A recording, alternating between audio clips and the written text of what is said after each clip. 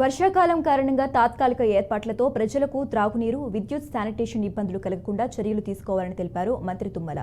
ఖమ్మం జిల్లాలో నగరపాలక సంస్థ సమావేశ మందిరంలో కార్పొరేటర్లు, అధికారులతో నగర అభివృద్ధిపై మంత్రి తుమ్మల నాగేశ్వరరావు సమీక్ష నిర్వహించారు.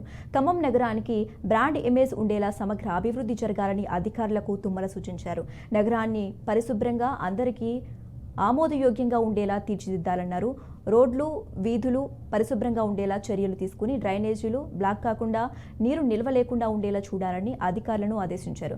హైదరాబాద్ తరహాలో అమరావతి, దేవరంపల్లి రింగ్ రోడ్ నిర్మాణం చేపడతామన్నారు.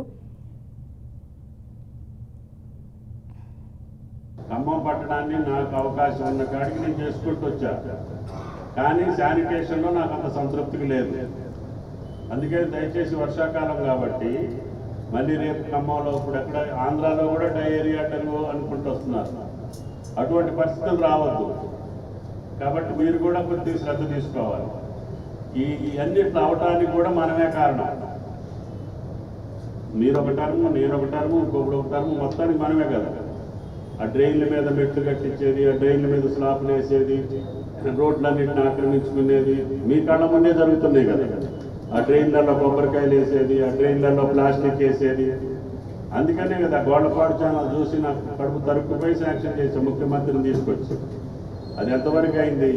అది పూర్తి కాకపోతే మళ్ళీ ఈ వర్షాకాలంలో మళ్ళీ ఇబ్బంది అనేది. అంత ఖర్చు పెట్టినా కూడా ఎక్కడ ఒక బాటిల్ నింపున్నా కూడా మళ్ళీ అది ఫ్లో కట్టం పడుద్ది. డ్రైన్ కానీ ఏదైనా సరే మొదటి నుంచి చివరి దాకా క్లియర్గా ఉండాలి. ఆ డిశ్చార్జ్కి సంబంధించి ఎక్కడ అబ్స్ట్రక్షన్ ఉన్నా కూడా మనం చేసిన